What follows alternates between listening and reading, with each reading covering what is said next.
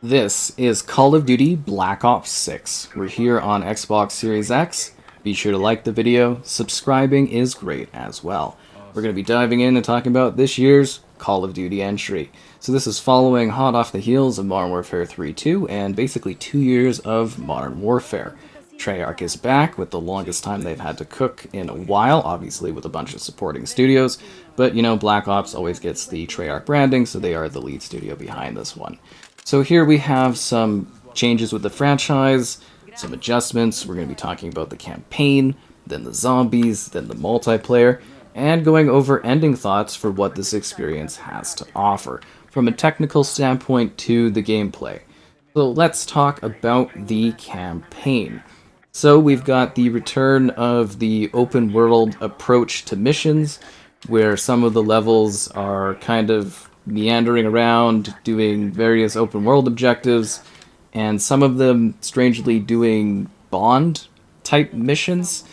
And there's quite a variety here. Some of it I really didn't like, some of it felt very tonally rather comical, and I know a lot of people are really quite into the campaign, which I thought was a bit of a surprise, as like some of it I sort of enjoyed, but a lot of it I didn't really necessarily love, and I thought that was just kind of utterly fascinating. Like, this is most definitely an improvement over what we had with Modern Warfare 3.2. This is a lengthier campaign, but it's also one that features a lot of kind of calm, quieter moments. Like, there's long spans of like 20 something minutes where you're not even like shooting a gun, you're just kind of like walking around talking to people or taking in the, I guess, the lore. Some people were mentioning they love that they can sit in there and read about things in the universe, and that it's very odd. Like, it seems as though they wanted to make a Bond game, and I know Treyarch has that history of making some of the Bond titles, so perhaps that was kind of what they wanted. But when I think of Call of Duty, I think of more exciting, high-octane sequences in a more linear setup, and this one just had like this weird combination of kind of like all over the place setups. So you're doing a house playing scenario with a group of quirky teammates that come together. It was actually cool because you can talk to your squad to kind of get to know them, and I thought that was a neat touch. But other than that, I found it really weird that you were sitting there basically playing house and kind of upgrading your house, and they make you weaker so that there's some weird false sense of like role playing in this. So you're basically earning, like, collecting cash in order to build these positions within your house, and then those positions will allow you to do things like you've got increased health, or you can take more damage from explosives. And I thought that was a little odd for me, gameplay wise, having that in a campaign, but I guess it is a bit of an evolution for those that, I don't know, are sort of expecting more of a change from Call of Duty. I like the more traditional approach, where it is, you know, kind of tighter, more set up and efficient, and then you have this great sense of scale, whereas the missions here where you're doing combat felt a lot tighter, and they sort of lost that sense of scale and excitement. And then you just get these random open world segments, and I just do not enjoy that in Call of Duty. It's not what I think of when I think of the series. Although I will say, from a missions approach, I kind of liked this heist mission, which is why I always obsess and focus on it. So that's kind of cool, but the other one where you're kind of walking around doing political stuff, I don't know, I found it a little silly. And that's just where it is, like the tonal whiplash, where you're doing like a hardcore shooter mission, and then you're playing house, and then you're like, basically, again, like a comedy. I had one scenario where this guy was like a Batman villain throwing RCXDs at me, like 13 of them in a row, and it was just kind of funny. Like, it felt really out of place. And that's where I'm just a little not huge on this campaign, where I'm sort of finding it's okay. Like, it's decent, it's got an alright length to it, there's some interesting ideas. You're essentially just playing, mostly, you do swap around different characters, but you're largely playing as Case, is this, like, empty. Basically, they wanted to bring Mason back, essentially, and they just kind of gave you this blank canvas, and it does fit into things, and there's weird supernatural things, but I guess that's a little bit of the character's mind, and Just some weird stuff in this campaign. Very, very odd. So we're going to go back to campaign, but let's take a second to talk about the technical elements of this experience. So here on the Series X, we've got two graphical options. This is your dynamic 4K 60 FPS mode. There is also the option to turn on 120 hertz. When you do that, it is 1440p at 120 FPS as opposed to 60 FPS. And it's quite smooth. It looks really good. We'll be showing that off when we do the multiplayer portion of the experience. We've also got HDR, spatial sound, Dolby Atmos, console keyboard, and mouse support. There's different quality settings, including your blur levels and the fidelity FX cast, because this is FSR, and your on-demand texture streaming, which is now kind of baked into the experience. You can also adjust your FOV, and they have a motion reduction setting, which will make adjustments to your game. During the beta, I had a lot of trouble with the motion. It seems like in this version of the game, though, I'm not too impacted by that, so they might have improved things. If you're doing content creation, they do have a mute licensed music option, so I thought that I could kind of mention that to you in case that is something you are doing. So anyways, the 4K 60 mode, it's clear, it's vibrant, it's colorful. I do think from a tech perspective, we are seeing a little bit of limitations from that big upgrade we got a number of years back. This is very in line with what we had last year, especially with the improvements they were making to the higher frame rate mode in terms of fidelity. Still, it looks good, it plays well, it sounds good. It's about what you would expect for Call of Duty, although I am expecting some sort of big advancement in the coming years. I would imagine the next Modern Warfare will probably have a graphical leap, whereas this one and next year's supposed Black Ops will be kind of similar. So diving back into talking about the campaign, I do like the cast of characters that are present. I think they've got an interesting selection. I found it a bit odd that the overall arcing foe or mysterious force here was kind of a character that you didn't really initially get much perspective into, and then they always do their trippy segment and setup as it all wraps up. There's some weird puzzle spots. It's just like, it's a bit all over the place, because you've got like Elder Scrolls like chat things with your teammates, and then you've got kind of just like really out of there, like you do like lock picking like it's Elder Scrolls, and it's sort of this RPG push in the Call of Duty. And I guess you're either going to be really for that or kind of against it. And for me, I do like the traditional Call of Duty things. I understand that the series does need to evolve over time. It does need to change things up. I just wish that we could get more of a traditional setup, because I do like those intense, high-octane shooter campaigns, like what we had with the original Black Ops games. And I feel like somewhere along the line, we kind of lost those. Like, it almost plays as though it should be some kind of like Call of Duty heisting spin-off game, but it's not also fully focused on the heisting. So you get a couple of those traditional missions, and those ones were really cool. It just feels like with the setting of the 90s, there was a lot of missed opportunities. For me, the coolest levels were the ones where you were actually engaging with the ongoing conflicts of this era. And you know, they shoehorn their typical thing, and I don't know, like I look at it like, how many times is Black Ops going to retread the same specific locations with the same characters battling against the same thing? I don't know, I wish there was something a little bit more different about what they do, because Black Ops as a concept, I think, leaves so much room to do like the coolest types of scenarios, the wildest of missions behind enemy lines, and instead we're like, I don't know, again, doing like heisting and stuff. Although, as I said, this mission is actually pretty cool. I quite liked this casino heist, that's why I keep highlighting it. It's also neat because you get to swap around all these different character perspectives.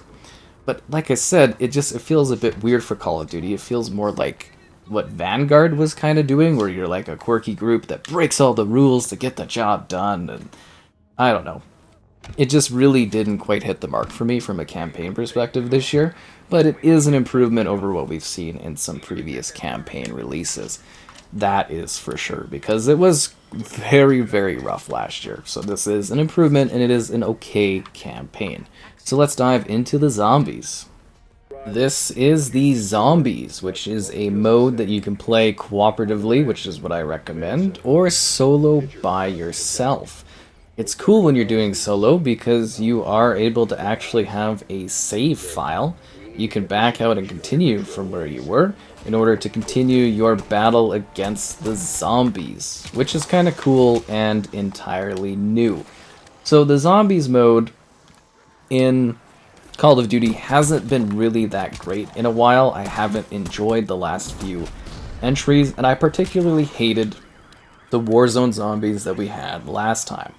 Thankfully, we've returned to round-based zombies in a traditional sense of how you play and how you survive against your foes, and it's just something that feels a lot more traditional in its setup and its approach. It's still like a Warzone zombies, you know, you gotta do the vests. Warzone has infected every single part of Call of Duty. Run from it, hide from it. Warzone is in every part of this experience, and there's absolutely, sadly, nothing you can do. Which, you know, sounds bad, and yeah, it is what it is. So for the zombies, it's nice for me to have a return to a traditional round-based setup, and one where you are actually playing in a set map. You know, you've got a set area, you are buying sections, you are expanding. I know this is as good as it's gonna get in terms of being something that is more like how zombies used to be, and I actually had a lot of fun playing this. Something like a feeling I haven't had with zombies in many, many years. And I know some people like the zombies of the previous Call of Duty games. I just haven't for a very, very long time because they don't feel like, you know, how zombies used to back in the day in the original Black Ops games. And I had a lot of fun playing this. It's not exactly like, you know, how things used to be, but you get a lot of zombies, you get a lot of action, you can survive a lot of rounds pretty decently easy. At least either I'm good at this with a team or I was just doing way too well. I don't know. It was a bit odd. But I like the style and the approach here because it does feel like something that I thoroughly enjoyed in the past. There's the Easter egg setups, which are stories. We have 2 maps off the bat. The first here is a city, just like a regular city, Liberty Falls. And the second is this island that's basically like a prison island, where it's not the same prison island that they use like from Mob of the Dead over and over again. It is a new area. It's got like some creepy water stuff to it. It's not a bad level. I would say the 2 zombies maps we have, well, kind of limited in number, you know, because there's only 2 of them, they are actually pretty good and fairly enjoyable. You go look for your perks, you gather your items, you can pack-a-punch your gun a bazillion times, you're trying to earn money in order to survive, you're investigating the town, you're fighting against ever-increasing waves of zombies. It's a pretty solid way to enjoy this experience, and to me it was actually the standout. This was my favorite part of the game, was playing the zombies, which was a surprise to me because I really genuinely didn't know what to expect. And yeah, I kind of ended up really loving what this has to offer. And as I said, I don't think we're ever going to get truly traditional zombies again, unless they do some kind of Chronicles pack, which I kind of doubt, but I'd love to be surprised from. But this is a nice middle ground between the senselessness of Warzone zombies and something that actually feels like a proper zombie offering. It can get crazy, it can get hectic, it's got all the fun little things, you know, the power-ups, the perks, doing weird little challenge stuff if you're into that, weird, crazy, more twisted special infected. It's got a lot of variations, and I'm sure we'll see more twists and turns on how the zombies functions as they continue to evolve this part of the game. But for now, I actually really like this, and I kind of spent a little bit more time than I had anticipated playing it, but I would say that the zombies is a step in the right direction towards something that I believe pleases the traditional zombies fans, and those that like the weird open world lazy approach that they kind of do recently. So I think with that, zombies is pretty great. So let's move over and talk about the multiplayer portion of the experience. This is the multiplayer portion of the experience, which I feel is a bit of an upgrade from what we had with the beta. They've improved a lot of things. There's a great selection of maps, and some rather solid Call of Duty multiplayer action to be had. There is a focus on the traditional 6v6 setup as opposed to the larger scale multiplayer efforts that we saw with Modern Warfare, and that is an interesting change up for them to go in that specific type of a direction. I should also mention, as I had noted earlier, we do have the 120 FPS mode on, so it is the 1440p dynamic at 120 FPS being shown here, so that I do get the, highest fluidity and offering available so that I can really get that competitive edge. It's just the better way to play multiplayer. So this one does feel very similar to the previous years in terms of gameplay, mostly because it's such a shared engine at this point. And it just kind of follows that Black Ops sort of aesthetic and style that you're likely used to if you've been playing, entries like Cold War and so forth, or going back even further, the older Black Ops games where there was always their sort of unique flair. At the same time, it's kind of funny too, because I had one individual kind of mention that this really looks like X-Defiant, and I'm having a hard time shaking that the more I'm playing it, which is kind of funny, where I'm like, yeah, they do look strangely similar, which is a bit odd to me. Anyways, a decent selection of maps, ranging in quality, and then a couple like face-off tight duel maps too, which are interesting. Oh, I got an achievement. Okay, what's that for? 500 eliminations. I've been killing people, I guess.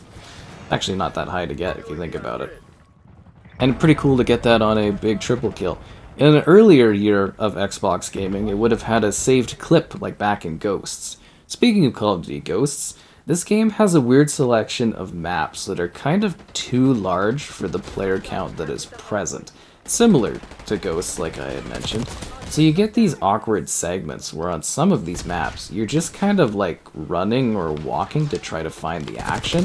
It's bizarre, because like some of the maps, they work perfectly fine for the gameplay in regards to essentially giving you something that's well-paced, feels combative, and then like these other maps, you're kind of just like sprinting for long periods of time to get to the action.